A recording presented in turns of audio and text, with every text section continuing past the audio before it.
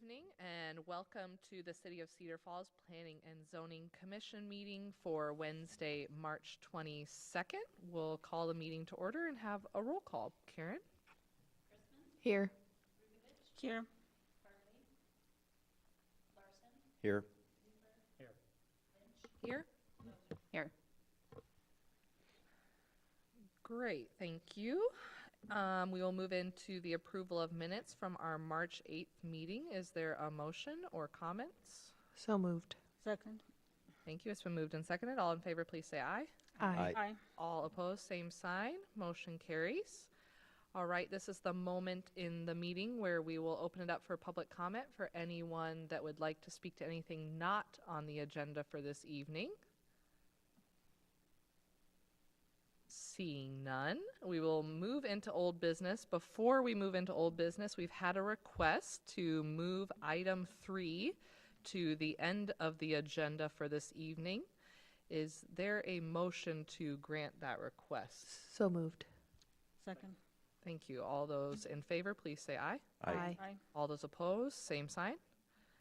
All right, we will move into old business with item number 2, which is a rezoning from A1 to R2 of 14.43 acres of land west of Cypress Avenue and north of Tomahawk Lane. And I believe, Michelle, you are taking that one this evening. Correct. Thank you, Chairperson Lynch. So as mentioned at the last meeting, well, actually, you already said where the site is located, and it is north of Lone Tree Road and also west of Center Street. And I did talk about the criteria at our last meeting, and I'd be happy to go over those points again. But as mentioned, there's 3 criteria for rezoning, and looking at if there is what the comprehensive plan says, and quickly just saying that this proposal meets the comprehensive plan for rezoning to a low density. The other 2 criteria is their access to public services. And as mentioned before, this staff is confident that the lower 1/3 of the property, approximately 1/3 of the property, is able to be developed with the existing street network and existing water connections and sewer connections that we have. And in that, looking at the criteria, as I briefly described, staff is recommending approval for the rezoning, and I'm available for any questions. Thank you, Michelle. Is there anyone is there any questions for staff before we go into public comment? Is there anyone from the applicant that would like to speak to this item? Seeing none, is there any public comment? Go ahead, come on up. Name and address for the record, please. Yeah, hello. My name is Tom Hersman, 1122 West 10th Street. I represent the buyer of the property under contract for 1317 Tomahawk Lane, which is adjacent to the property. So he just had a couple concerns as far as that were noted as well in the notes already with the stormwater management plan and size and density of the properties. It said in the notes that that is in the final stages as far as what that looks like. So just wondering on that. And then another person had mentioned also the streets incoming to the property as far as those streets don't have curb and gutter at all, and if allowing more traffic into that area, is there a plan for those streets as far as that goes? So Thank you very much. Michelle, do you want to speak to any of those things? So the existing streets will not change. We're not going to upgrade them to city standards. The streets that would be proposed in the subdivision would be reviewed at the preliminary plat process, and then through the construction plans as well through the engineering department. And then same with the stormwater. The city has stormwater requirements that would be reviewed during the preliminary plat process. Great, thank you. Is there any other public comment? Name and address for the record, please. John Metcalf, 3421 Cypress. We're definitely concerned about this water. Definitely concerned about it, and we want to make sure that it's taken care of. We know that from the last meeting, the idea was to develop the first part, which had the utilities and the things that needed to be done, and the second and third section would be whenever, hopefully.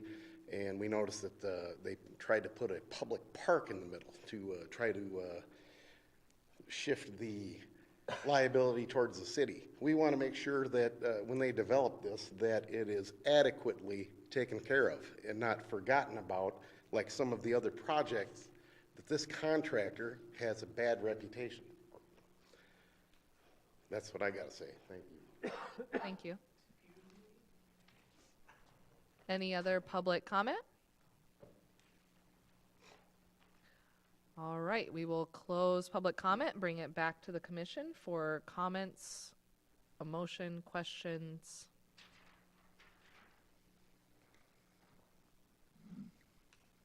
Well, clearly some water issues there.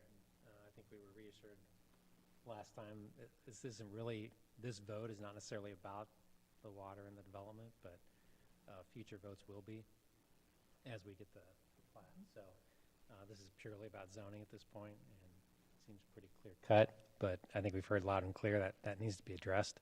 So we'll make sure it is in the next phase.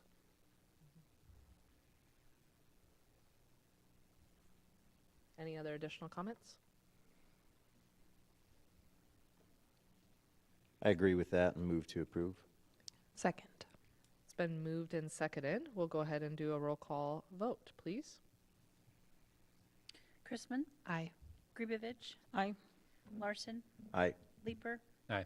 Lynch, Aye. Moser. Aye. Motion carries. Thank you, Karen. All right, we'll go ahead and move to item number 4, zoning text amendment for a modified of sign allowance for civic and institutional uses in downtown character district, and I believe Karen is taking that one. Yes. Well, we're going to skip over these other slides here and come back to those. So this is a proposal. We received a request from, as you recall, from St. Pat's School, St. Patrick's School, to replace their sign. That property is located in the downtown character district, and as we discussed at the last meeting, the sign allowances really were set up for more urban mixed-use buildings in that area, and of course institutional churches and schools are a little bit different, so warrant a different treatment. In the neighborhood areas of the downtown character district, the sign allowance for institutional uses like churches and schools, they're allowed the same kind of sign allowance as allowed in residential zones. So we feel that that would be an appropriate to change the sign allowance for all institutional uses in the downtown character district to be treated the same. And that would allow institutions like St. Patrick's School to replace their signs or put up a new sign that would be more typical for schools and churches to have monument signs that would then advertise their kind of events, their community events. So we feel like, staff feels like this is a good change, and therefore recommend approval of the amendment to the zoning code. This is the actual code language that would be added to the code. Signs for civic and institutional uses, as defined in the chapter, the zoning chapter, then would be regulated according to the sign standards in the R1 zoning district, and including allowance for electronic messaging centers. So it's a fairly simple and straightforward amendment, and staff recommends approval. Thank you, Karen. Any questions for staff? Any public comment? All right, we'll bring it back to the commission for comments and a motion. I move to approve the amendment to the zoning code. Second. It's been moved and seconded. Any additional comments? All right, we'll take a roll call vote. Chrisman, Aye. Gribevich, Aye. Larson. Aye. Leeper. Aye. Lynch. Aye. Moser. Aye. Motion carries. All right, we'll move into new business. And item number 5, minor plat, Gateway Business Park minor plat of Lot 2. And I believe, Chris, you are taking that, correct? Yes, thank you. So the applicant is requesting a minor subdivision of Lot 2 of the Gateway Business Park. This is where the Panther Travel Center and a fast food restaurant, which as of recent has been a Dairy Queen. These sit at 1525 and 1625 West Ridgeway Avenue. Or rather, the northeast corner of Hudson Road and West Ridgeway Avenue, so that south part of town. The goal here is to subdivide the single lot into 2 lots so that both the fast food restaurant and the Panther Travel Center can reside on their own respective lot, which can then be sold separately. Staff finds that all easements have been carried over from the previous plat, and additional easements are being established so that this arrangement can work with each having the necessary access. The proposed plat has 2 drawings, one with existing conditions you'll see up on the screen, in addition to the plat elements that are to be recorded, and another that contains the final plat elements we typically see on a final plat. Here you can see the latter drawing, showing clearly the proposed easements for access and utilities included as part of this minor plat. There is a driveway across the north that connects the 2 access points, and the easement over it allows customers of either to enter, exit, and drive across as they see fit. Also included are easements for servicing of signage, where both uses are collectively advertised. This minor plat was reviewed by the city's technical review committee, which provided comments that the applicant has since addressed. At this time, staff finds no conflict with the zoning ordinance nor technical issues that should preclude approval of this plat. So with that, staff recommends approval of this minor plat to convert one lot to 2 at 1525 and 1625 West Ridgeway Avenue. And now I turn it over to the commission for discussion. Thank you, Chris. Is there any questions or discussion before we go into public comment? Seeing none, is anybody from the applicant would like to speak to this item? Name and address for the record, please.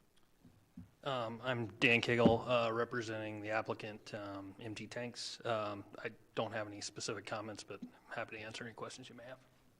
Thank you. Is there any additional public comment? Seeing none, we'll bring it back to the commission after closing public comment. Any additional comments or recommendation or motion? Seems pretty straightforward. Agreed. I move to approve. Second. It's been moved and seconded. Any additional conversation? All right, Karen, roll call. Vote, please. Chrisman. Aye. Grebovich. Aye. Larson. Aye. Leeper. Aye. Lynch. Aye. Moser. Aye. Motion carries. Great. All right, we will go back, as requested, back to item number 3. I'll be recusing myself from this item. Thank you, Kyle. Thank you for your service. We will be doing the rezoning from A1 to R1 of 3.07 acres of land west of Hudson Road along Ashford Drive, and I believe, Tom, you are taking that, correct? Yes, that is correct. Turn it on. There we go. But sit back. I won't rattle you this time. Just a brief recap. This property, computer's driving me crazy here. The property is located on the Hudson Road. There's an area of about 2 parcels that are about approximately 3.7 acres. One's owned by the city, one is owned by the Nichols, and they're requesting to rezone the property to R1. And because the city right-of-way will be with that, the city is a joint applicant for the, there we go. As you can see, it's located on the west side of Hudson Road. The properties surrounding it are all residential, with the exception of the one to the south that is still zoned agriculture. The purpose of the right-of-way is just to be able to connect the subdivision where Ashford Drive dead ends over to Hudson Road and the extension of Ashford Drive. The current property, again, is zoned to agricultural district, which is basically a holding district for properties until services are available. In this location, services are available because the properties around it are zoned residential already. The proposed zoning is for R1, which will allow 1 and 2 unit dwelling units and some private or parochial schools, just very limited.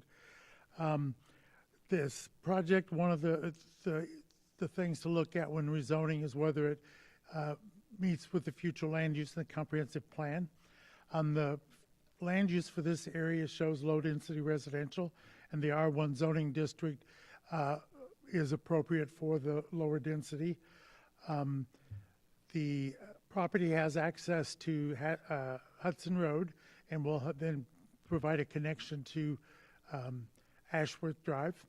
Another criteria is that there's access to public services. Again, this area is primarily already developed, so there's access to those services. And then the adequate street network, and again, this is making a connection, so it's improving the street network for the area. The staff recommends approval of this, and actually the case number is RZ 23001, a request to rezone 2 properties totaling 3.05 acres located at what was formerly 4919 Hudson Road from A1 Agriculture to R1 Residence District. And I'd be happy to answer any questions if you have them. We did receive 2 emails from an adjoining property owner. It was the same property owner, but I provided those to you. Thank you, Tom. Is there any questions before we go to public comment? A question on the 2 emails that you shared with us. There's a concern about roads. Can you speak to that particular issue? Concern about the road? Yes, the road not being extended, something with the prairie winds, previous development, and the current. I'm sorry, I couldn't hear you. The emails, the 2 emails that were shared with us, there is a concern on the road and who's responsible for developing the roads. Can you please speak to that? Well, in this case, the right-of-way was purchased by the city to build the road because of the connection, getting the connection to the other properties. These were properties that were zoned agriculture and not part of any prior development. And so with that, the city has purchased the road. They'll provide access to utilities to properties on both sides of the road as they develop. But now it'll be up to the owners of the properties to provide those connections. Thank you. Any additional questions? I think the root of the question was, and I just got this, so I haven't read it in detail, I think was the developers provide some roads in some developments, and the city is doing that here. Could you speak to that? Yeah, the city is providing this connection. There was a concern in general, as you know, of general connectivity in this neighborhood, and Ashworth Drive is a really important critical connection to provide access over to the elementary school.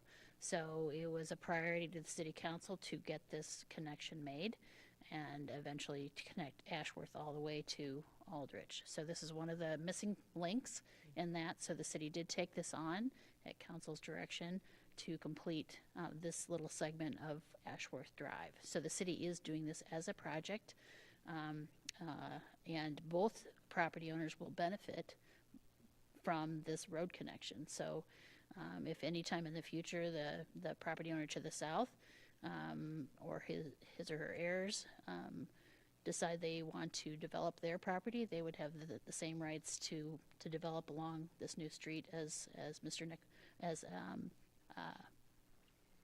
the property owner to the north. This was part of the reason we made some adjustments in the zoning to increase the connectivity. Was it last year? Right, we did, you're right, we did some changes to the subdivision code to make sure that these critical connections happen sooner than later. In this particular case, there was some connections in this larger area. There was some problems with that connectivity. Thanks. Anything additionally? All right, we'll go to public comment. Anyone that would like to speak to this item, please come forward. Seeing none, we'll close public comment, bring it back to the commission. Additional comments and or a recommendation. I would move to approve the rezoning of the 2 parcels. Is there a second? Second. Second. It's been moved and seconded. Any additional conversation or comments? All right, we'll go ahead and take a vote. Chrisman, Aye. Grubevich, Aye. Leeper, Aye. Lynch, Aye. Mosier. Aye. Motion carries. All right, that's all of our business for this evening. Is there any commission updates, Karen? I do not have anything for you tonight. Thank you. Do I have a motion to adjourn? So moved. Second. Second. It's been moved and seconded. All in favor, please say aye. Aye. All those opposed, same sign. Motion carries. Have a great evening.